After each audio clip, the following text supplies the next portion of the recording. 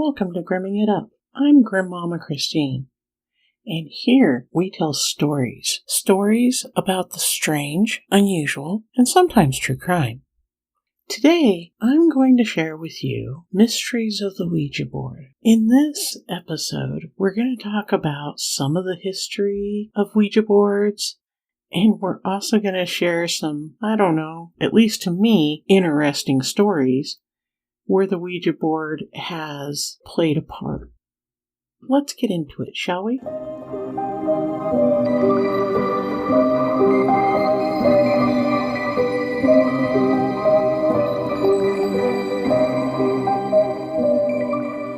Where do you land on Ouija boards? Do you believe that they're doorways to evil? Can they allow participants to speak with the other side? Ouija boards have been so mysterious from the time of the first U.S. patent even until today that we still don't fully understand how they work. They have been blamed for mysterious deaths, murders, and are even credited with writing some books. They have their fair share of lore and history too. It seems we all know someone who has had or knows of someone who has had an experience with a Ouija board, don't we? Let's start with the history. The earliest reported user of the Ouija board that I found was way back in 540 BCE. Pythagoras was the earliest reported person to have used a talking board. According to some sources I reviewed, Pythagoras would interpret the messages with one of his students, Pholus. This fun trivia tidbit got me thinking. Did Pythagoras use the modern Ouija board? Was it something similar but different? Is this how he came up with geometry? Okay, that last one is a random thought. But if I get a chance to blame my struggle with the subject on the devil, I'm running with it. Just saying. Anyhow, I can't seem to find any sources on what he might have used.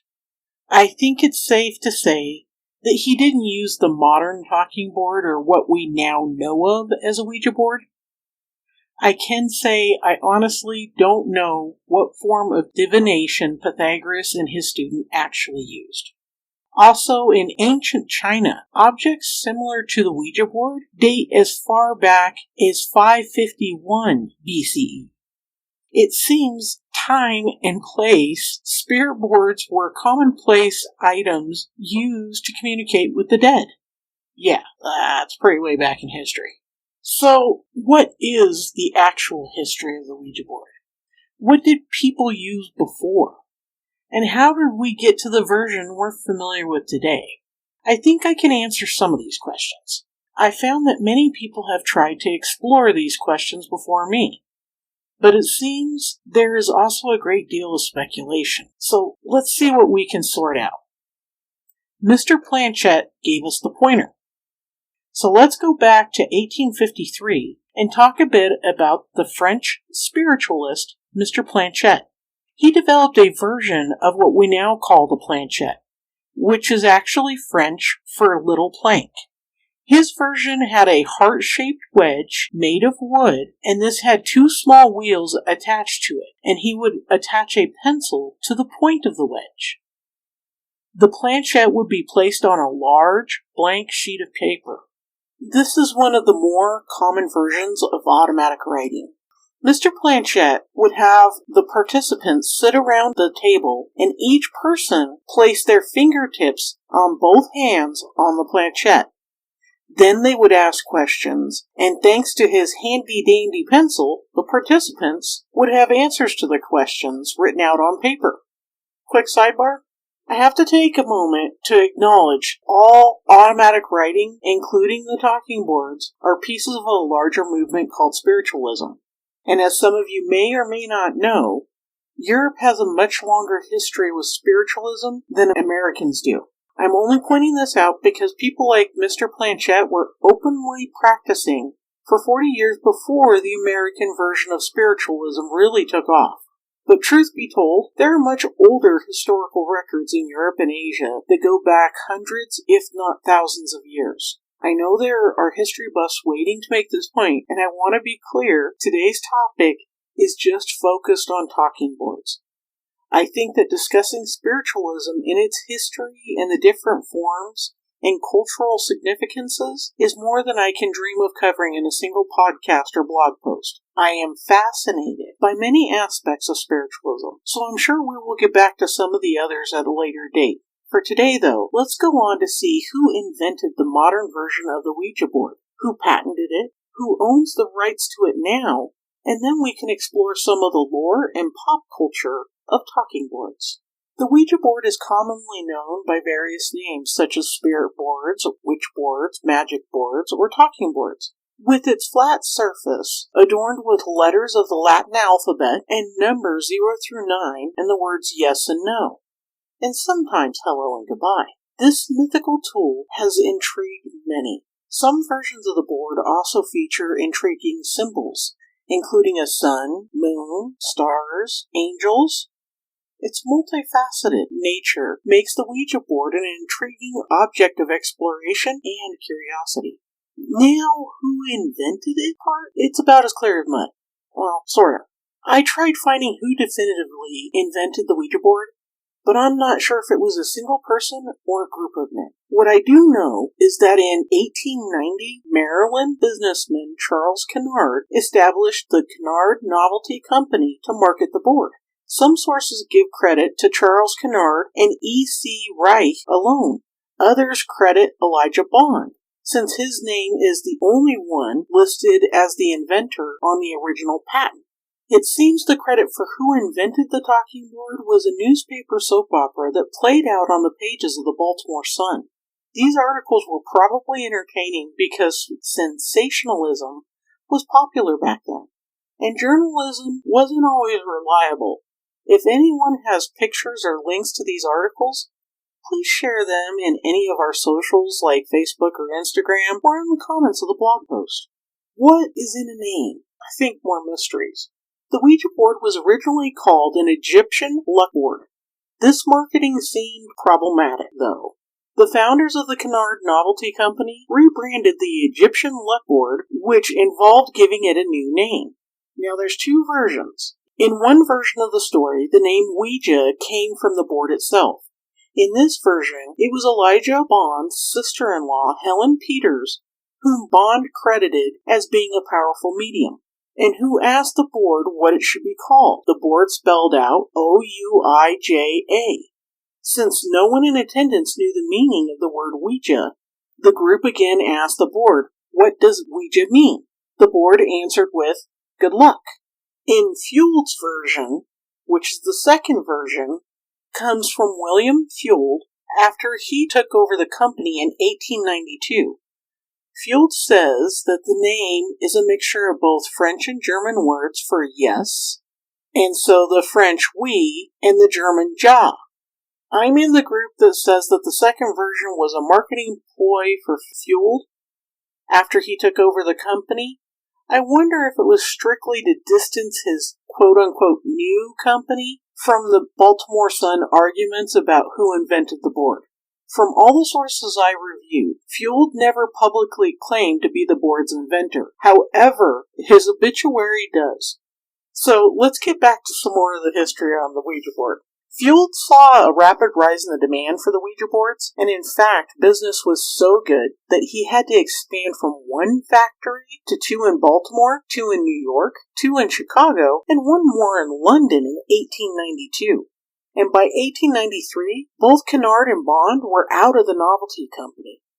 This left only Colonel Washington Bowie, who was the majority shareholder, and E.C. Reich from the original 4 founding members of the Kennard Novelty Company.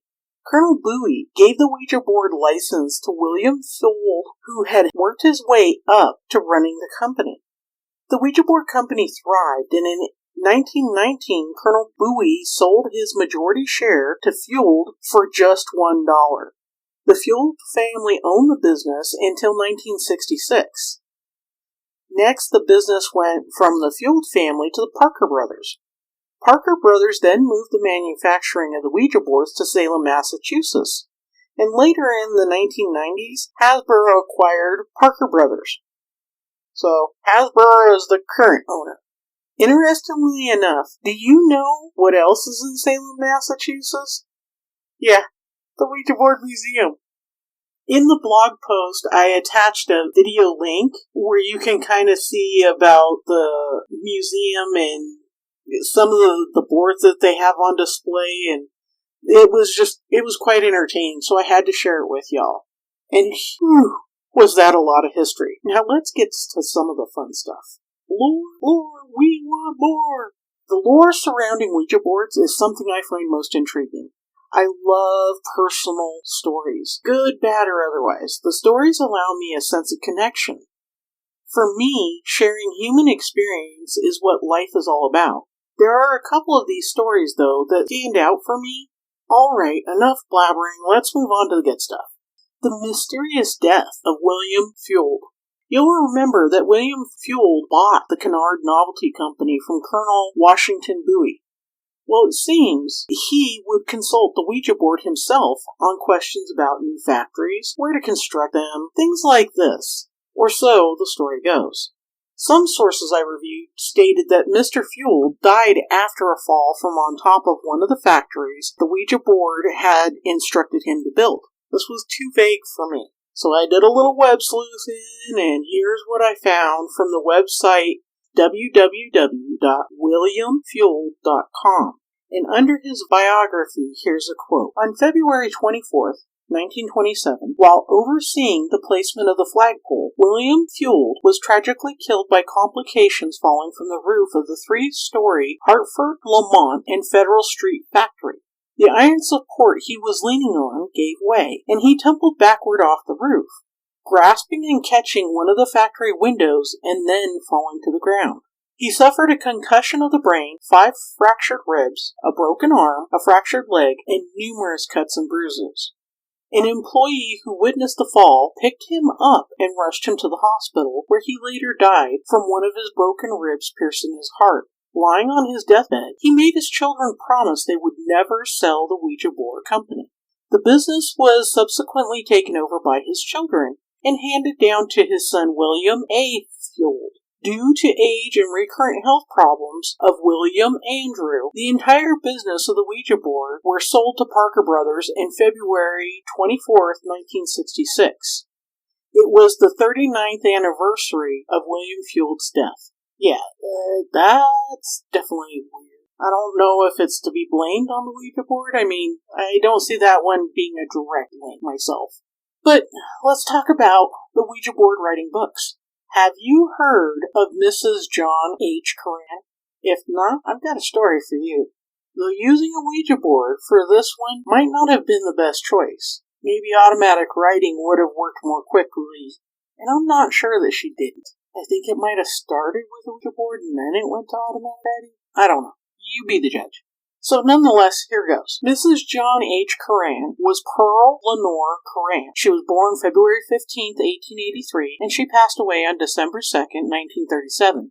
From now on, I'm just going to refer to her as Miss Curran. Miss Curran had a difficult time in school and dreamed of becoming a singer. Despite her lack of interest in academics, she received voice training and took various music-related jobs. She even learned to play the piano. At the age of 24, she married John H. Curran, and they led a simple life, enjoying playing cards with their neighbors and friends. However, their lives took a turn after 7 years. In July of 1912, Miss Curran joined her friend Emily Grant Hutchings, and the two visited a neighbor who had a Ouija board. During this visit, a relative contacted Miss Hutchings, who later bought her own board and started coercing Miss Curran to join her for more sessions. The spirit writing begins. This went on until June 22nd, 1913, when a communication came through from Pat C. Then on July 8th in 1913, Patience Worth began coming through for Miss Curran. Some of Patience's communications were, "Many moons ago, I lived again. I come, Patience Worth my name. Wait, I would speak with thee. If thou shalt live, then so shall I. I make my bread in thy hearth. Good friends, let us be merry. The time for work has passed. Let the tabby drowse and blink in her wisdom to the fire log. In some other statements, patient attested to living from 1649 to 1694 and was from across the sea in England. All of this was creepy and cool, but the pair, Miss Curran and Patience, wrote several books and poems in an Old English style. These titles were Light from Beyond, Poems with Patient Worth, The Sorry Tale, A Story of Time of Christ, The Patient Worth Record, Volumes 1 and 2, Hope Trueblood, Light from Beyond, Poems of Patient Worth, The Pot Upon the Wheel, I Knew Patient Worth, Time the Huntsman, Light from Beyond, Medical Electricity. Strange titles if you ask me, but okay, whatever works. It seems the two had a 25-year run together. This makes for interesting reading, as many investigated Miss Curran, and we can verify that there are no records of Patience's life in the 1600s in England.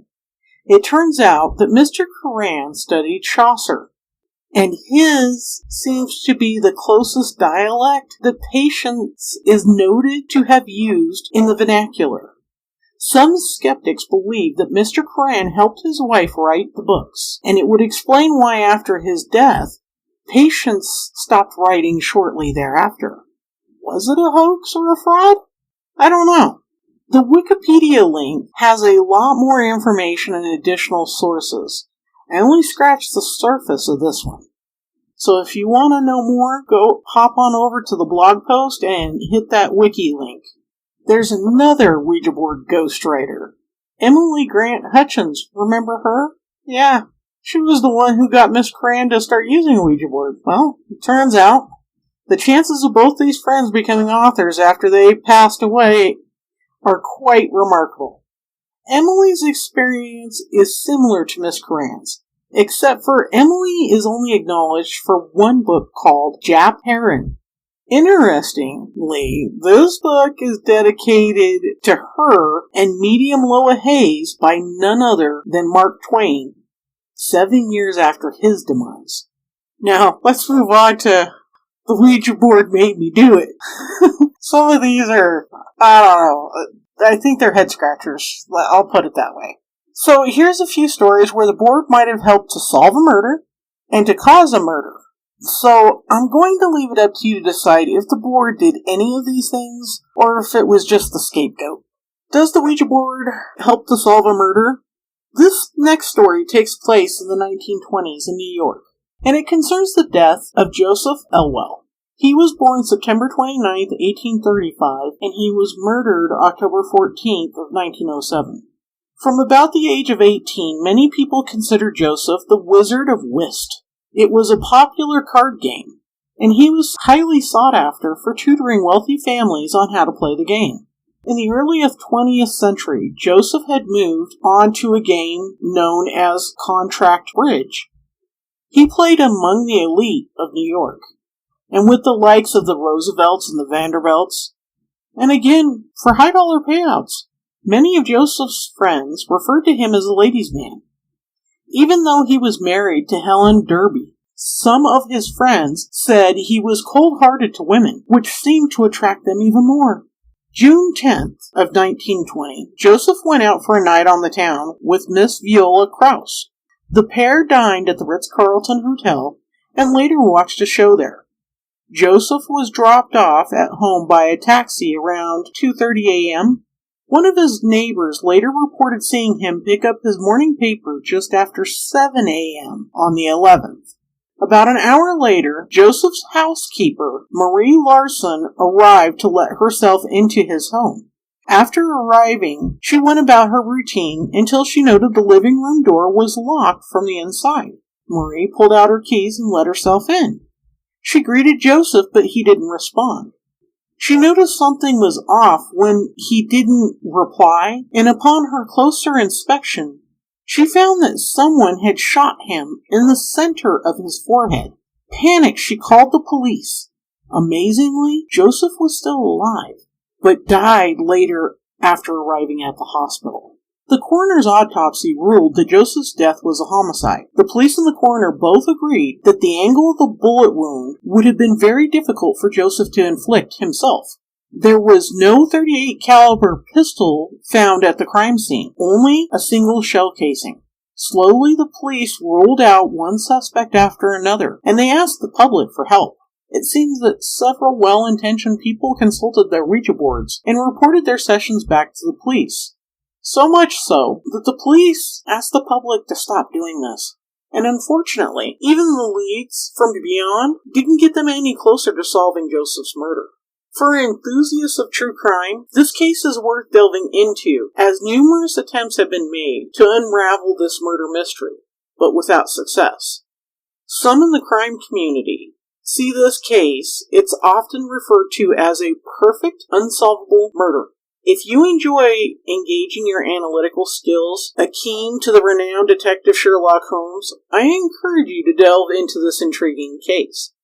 However, even after thoroughly immersing myself in it for an entire afternoon, I have to admit I'm no closer to deciphering how the murderer managed to escape or discerning their motive. Let's move on to a case where the Ouija board is blamed for telling someone to commit murder.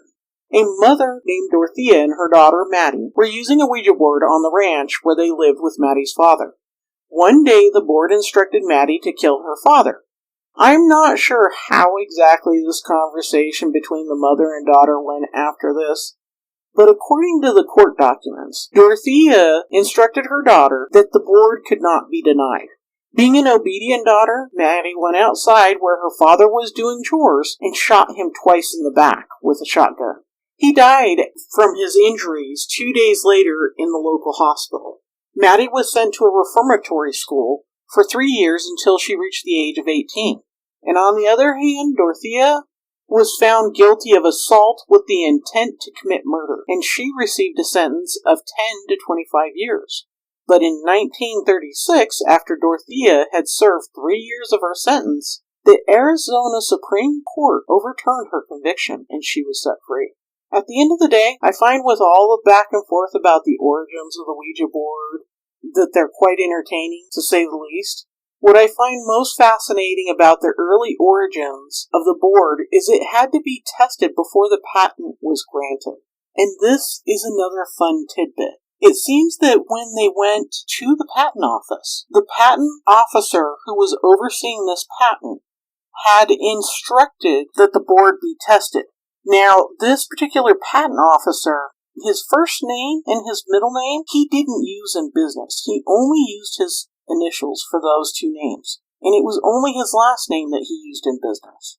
But oddly enough, it's reported that the medium using the board was able to give this patent officer's full first and middle name as well as his last name, and spelled correctly. After this, the board was given its patent.